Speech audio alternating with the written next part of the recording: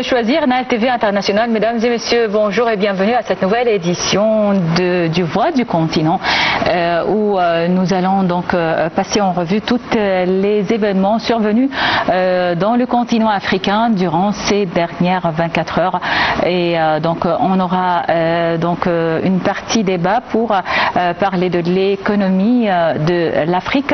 Mais tout de suite, on va commencer par ce sujet très intéressant sur l'île de Gorée, située au large de Dakar. L'île de Gorée est l'un des sites historiques les plus emblématiques du Sénégal, et classée au patrimoine mondial de l'UNESCO. Elle est aujourd'hui un haut lieu de mémoire et de tourisme culturel. Regardons donc ce sujet de Shamsenemi et on va retourner pour passer en revue le journal de l'Afrique.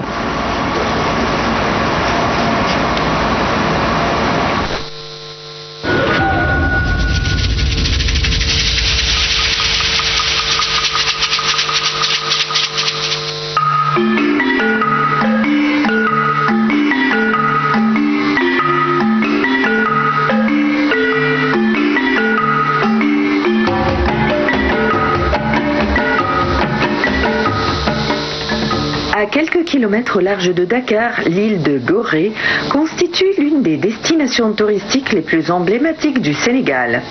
Accessible en ferry depuis la capitale, cette petite île de l'océan Atlantique séduit les visiteurs par son atmosphère paisible, ses maisons colorées, ses ruelles étroites et son patrimoine historique exceptionnel. Gorée est surtout connue pour son histoire liée à la traite transatlantique des esclaves. Pendant plusieurs siècles, l'île a été un important point de passage dans le commerce atlantique. La maison des esclaves, construite au XVIIIe siècle, est aujourd'hui l'un des principaux lieux de mémoire de l'île. Sa célèbre porte du voyage sans retour symbolise le départ des Africains réduits en esclavage vers les Amériques. En 1978, l'île de Gorée a été inscrite sur la liste du patrimoine mondial de l'UNESCO en raison de sa valeur historique et culturelle exceptionnelle. Au-delà de son histoire, Gorée offre aux visiteurs un décor particulièrement pittoresque. Ses ruelles pavées sont bordées de maisons aux façades colorées, de petites galeries d'art, de boutiques artisanales et de restaurants. L'absence de circulation automobile contribue à créer une atmosphère calme et authentique. Les visiteurs peuvent découvrir l'île à pied, prendre le temps d'admirer son architecture et rencontrer les habitants. Gorée est également un important centre culturel. L'île accueille des artistes, des artisans et des événements culturels. Ces galeries présentent notamment des peintures, des sculptures et des objets inspirés de la culture sénégalaise et de l'histoire africaine. Le musée historique de Gorée, installé dans un ancien fort, permet également de mieux comprendre l'histoire du Sénégal, de l'île et de l'Afrique de l'Ouest. Gorée possède aussi de beaux paysages atlantiques. Depuis les hauteurs de l'île, les visiteurs peuvent profiter de panoramas sur l'océan et sur Dakar. Les petites plages de l'île permettent de se détendre après la visite des sites historiques. La promenade autour de l'île offre également de magnifiques points de vue, notamment au coucher du soleil. Pour les touristes, l'île constitue donc une excursion idéale depuis Dakar, généralement réalisable en une journée. Elle attire des visiteurs venus d'Afrique et du monde. Son tourisme repose cependant sur un équilibre entre découverte culturelle, préservation du patrimoine et devoir de mémoire.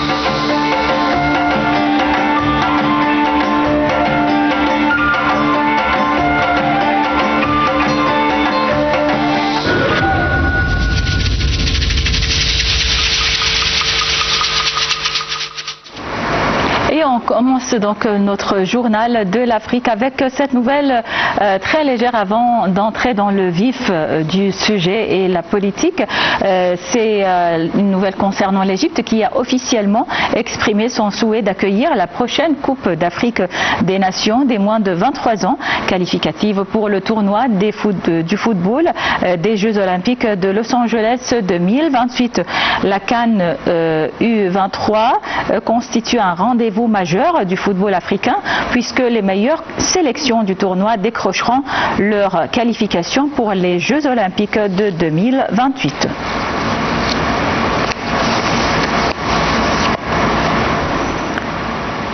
Le ministre des Affaires étrangères, Badr Abdelghati, a eu un entretien téléphonique dimanche avec son homologue soudanais, Mohiuddin Selim. Les deux responsables ont également abordé les derniers développements de la situation au Soudan. À cette occasion, le chef de la diplomatie a renouvelé la position constante de l'Égypte en faveur de l'unité, de la souveraineté et de l'intégrité territoriale du Soudan, ainsi que de la préservation de ses institutions nationales.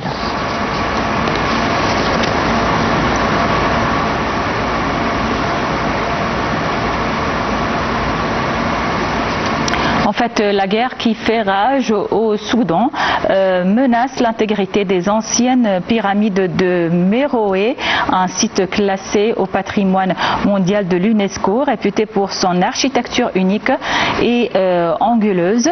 Les efforts de préservation ont été totalement interrompus dans cette région, située à environ de 100 km au nord de la capitale Khartoum et qui compte plus de 200 pyramides construites entre 800 avant Jésus-Christ.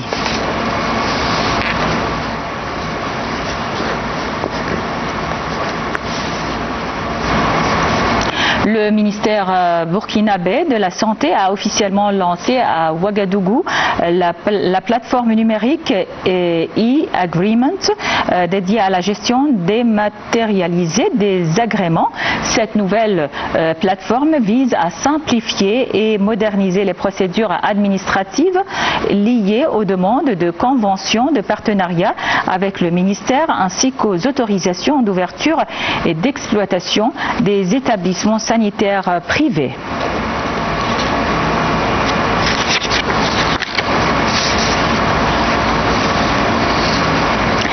Au Kenya, la hausse du niveau de plusieurs lacs pousse les crocodiles à s'aventurer de plus en plus près des zones habitées.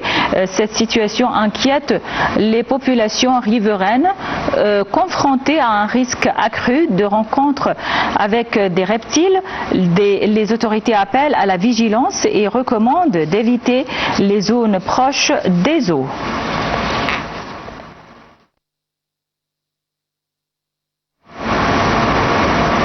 Au moins 22 personnes, dont 17 soldats, ont été tués vendredi soir dans une collision frontale entre deux bus dans le sud du Niger, à environ 50 km de la ville de Madawa. L'accident a également fait 37 blessés. Les autorités nigériennes ont ouvert une enquête afin de déterminer les circonstances exactes de la collision. Et à Kano, dans le nord du Nigeria, 1500 couples ont célébré leur mariage lors d'une grande cérémonie collective organisée et financée par les autorités locales. L'initiative, dotée d'environ 1,5 milliard de Naira, vise à aider les familles modestes à faire face aux coûts élevés des mariages et à favoriser la stabilité sociale. L'événement organisé sur 2 jours s'est achevé par une réception en présence du gouverneur de l'État de Kano. Le Djidji Ayokye, c'est un tambour parleur sacré qui avait été pillé par les troupes coloniales françaises en 1916, puis emporté en France et est revenu vendredi dans son village d'origine en Côte d'Ivoire. Cette cérémonie qui s'est déroulée à l'occasion de la fête nationale de l'indépendance de la Côte d'Ivoire a permis aux Ivoiriens d'aujourd'hui de le voir pour la première fois. Donc une courte pause et on revient pour la suite de la voix du continent.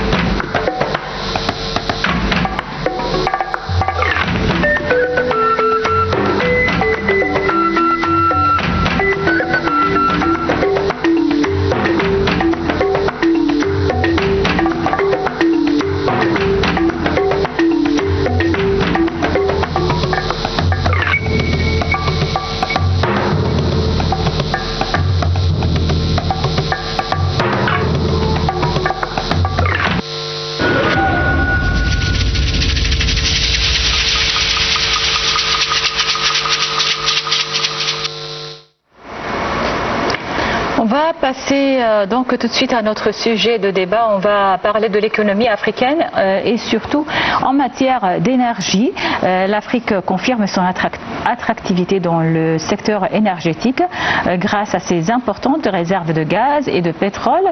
Le continent attire de plus en plus d'investissements à la recherche de ressources fiables et compétitives. En Angola, par exemple, les nouveaux résultats d'évaluation du champ gazier de Katambi illustrent ce potentiel et renforcent l'intérêt pour les opportunités énergétiques africaines. Alors, Shamsen Ami va nous donner plus de détails et on revient pour notre débat. Un potentiel gazier prometteur en Angola. 10 ans après la découverte du champ de Katambi, au large du pays, de nouveaux résultats d'évaluation viennent relancer l'intérêt pour cette ressource dans un contexte mondial marqué par la recherche de sources d'énergie fiables, disponibles et compétitives. Situé dans le bassin de Benguela, au large de l'Angola, le champ de Katambi avait été découvert au milieu des années 2010. À l'époque, le potentiel du gisement avait suscité de l'intérêt, mais son développement s'était heurté à des difficultés économiques et techniques. Le site est notamment éloigné des infrastructures existantes et les réservoirs ciblés se trouvent à grande profondeur. Aujourd'hui, le dossier connaît un nouveau tournant. La compagnie pétrolière nationale angolaise, Sonangol, avec l'Agence nationale du pétrole, du gaz et des biocarburants, a annoncé le succès du forage d'évaluation Katambi 2. Le puits a traversé 2 intervalles productifs et confirmé la présence de réservoirs de bonne qualité. Ces résultats constituent un signal positif pour la poursuite de l'évaluation du potentiel du champ et pourraient permettre de mieux déterminer ses perspectives de développement. L'intérêt de Katambi dépasse le seul cadre de l'exploitation pétrolière. L'Angola cherche depuis plusieurs années à valoriser davantage ses ressources gazières et à développer de nouvelles sources de revenus énergétiques. Plusieurs études complémentaires devront déterminer précisément les volumes récupérables, les caractéristiques des réservoirs, les conditions de production et surtout le coût du développement. Katambi illustre ainsi une nouvelle tendance dans l'industrie énergétique africaine, redonner une seconde vie à d'anciennes découvertes grâce aux nouvelles technologies.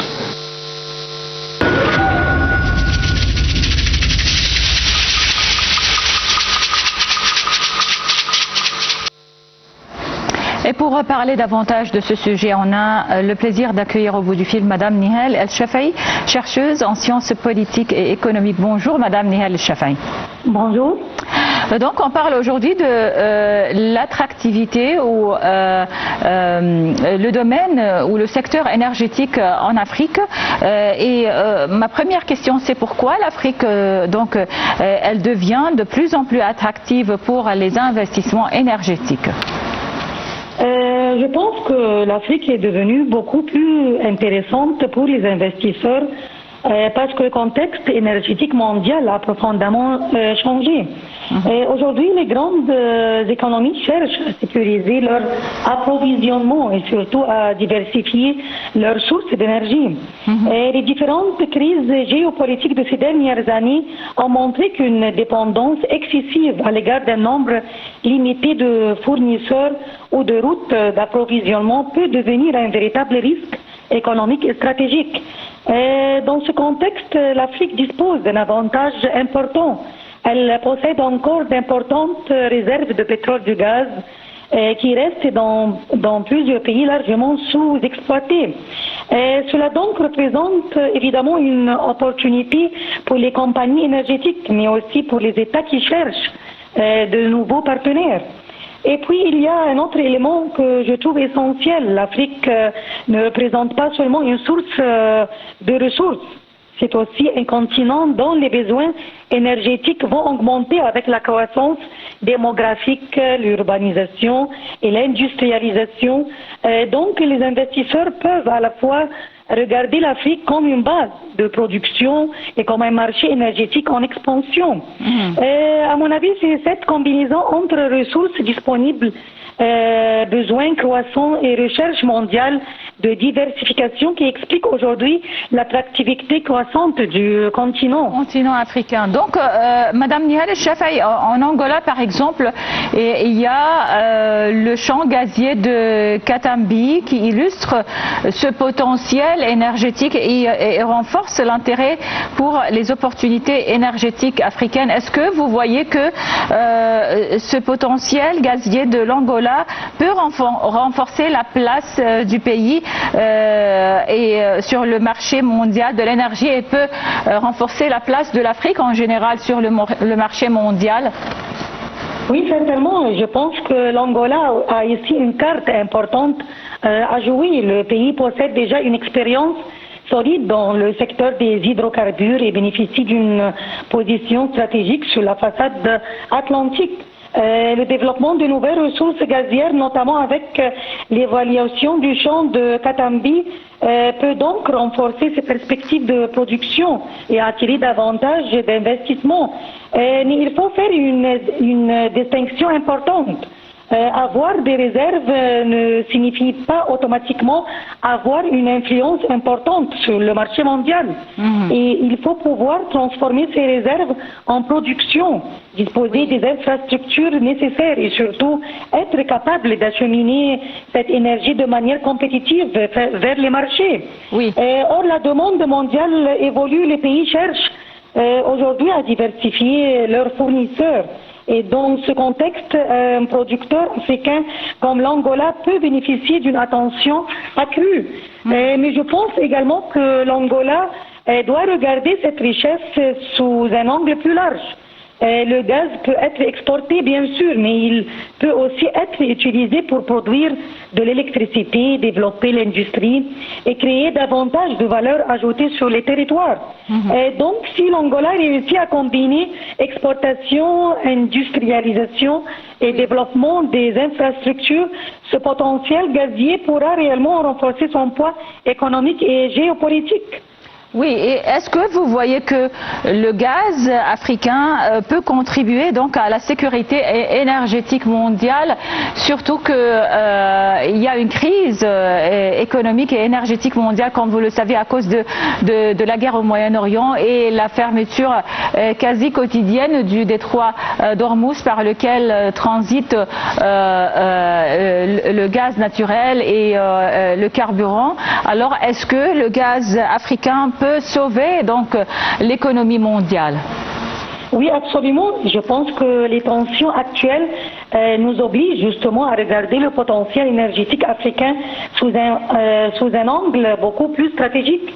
Ce qui se passe au Moyen-Orient, notamment autour des grandes routes maritimes et du détroit d'Ormuz, rappelle une réalité très importante, que la sécurité énergétique mondiale ne dépend pas seulement de la disponibilité des ressources, mais aussi de la sécurité des routes par lesquelles ces ressources sont transportées.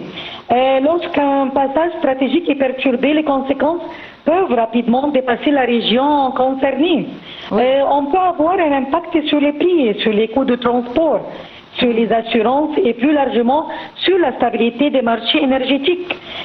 C'est pour cette raison que la diversification des sources d'approvisionnement est devenue une priorité stratégique pour de nombreux pays. Et dans ce contexte, l'Afrique possède une carte importante à jouer. On pense évidemment à l'Angola, mais aussi à l'Algérie, au Nigeria et à l'Égypte et à d'autres pays africains qui disposent des ressources énergétiques importantes ou d'infrastructures pouvant contribuer aux échanges régionaux et internationaux. Donc, ce qui est intéressant, c'est que nous ne parlons plus uniquement d'une relation entre producteurs et consommateurs. Nous commençons à voir apparaître une logique de coopération et de complémentarité énergétique à l'échelle africaine. Donc, si l'Afrique parvient à mieux connecter ses ressources, ses infrastructures et ses marchés, elle pourra non seulement contribuer à la sécurité énergétique mondiale, mais aussi renforcer sa propre sécurité énergétique et son poids géoéconomique. Oui, bien sûr. Alors, dans cette dynamique, on ne peut pas négliger le rôle de l'Égypte qui peut jouer un rôle de liaison et de coopération. Oui, bien sûr. En contribuant à rapprocher les capacités énergétiques africaines des marchés régionaux et internationaux. Oui, Madame Nihal Shafaï, chercheuse en sciences politiques et économiques, merci beaucoup pour toutes ces informations et votre intervention. Merci et passez une excellente journée. Et c'est ainsi que nous arrivons à la fin de cette édition du Voix du Continent. Merci pour votre attention. Restez sur Nile TV pour la suite de nos programmes. Dans quelques instants, les programmes en langue anglaise prennent la relève.